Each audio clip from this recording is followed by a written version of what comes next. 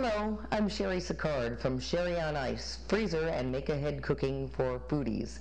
And today I'm here to show you just how quick and easy it is to make a pizzeria quality pizza dough using your food processor. Now I've been making this particular recipe for years, but I discovered something while writing my book, The Complete Idiot's Guide to Easy Freezer Meals, and that is that if you take an already good recipe like this one and put it in the freezer, it actually improves the texture of the pizza. I don't know what happens, but something magical takes place while it's in the freezer. So, what I suggest is if you're going to make one, you might as well make 2, 3, 4 pizza doughs, keep them in your freezer, and then when you're ready to eat, you just bring them to room temperature, roll them out, and top them. And there's directions on how to do that in the book, The Complete Idiot's Guide to Easy Freezer Meals. In the meantime, let's make a pizza dough. Are you ready? I've got 1.5 cups of very hot water here, and I know usually when you make a yeast dough it tells you to use lukewarm water, but I'm using very hot water because by the time it gets from this cup into that food processor and whirls around, it's going to have cooled down enough.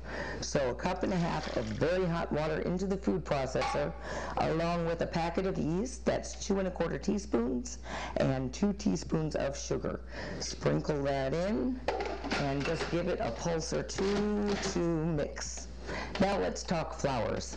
I've got 2 different kinds of flours here. We have 2 3/4 cups bread flour and 1/2 cup of semolina. That's a hard durum wheat flour used in making pizzas and pastas.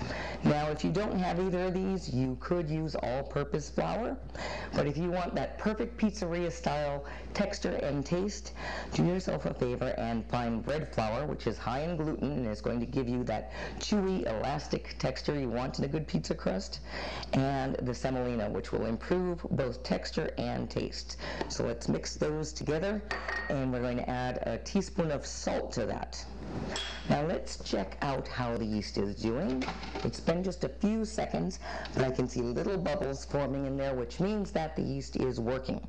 So what we're going to do now is take those dry ingredients and just dump them in there. It's that easy. You don't have to do it in batches. We'll brush off the flour off the blade, and it's about to get loud, folks. I'm going to turn on the machine. And right now, I'm going to let the food processor do all the work for me. No muscles needed for this dough, no kneading, no mixing. We're just going to turn it on, and we're going to let the machine do it, and I can see that a dough is starting to form.